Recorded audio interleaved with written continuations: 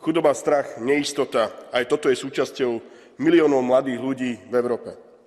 Žijeme náročné časy. Pandémia COVID-19, ale aj vojna priniesla obavy, strach či pocit z izolácie. V Európe, ale aj na Slovensku, v mojej krajine, narastá počet mladých ľudí, ktorí majú extrémistické názory. Stretávame sa s odpovednou agresivitou. Dokonca sme nedávno videli, ako mladý človek vraždil na Slovensku z nenávisti. O to viac dnes mladí potrebujú našu podporu a pochopenie. Mladých ľudí musíme uistiť, že ich pohľady a názory sú pre nás veľmi dôležité. Mladí Európania musia cítiť našu podporu.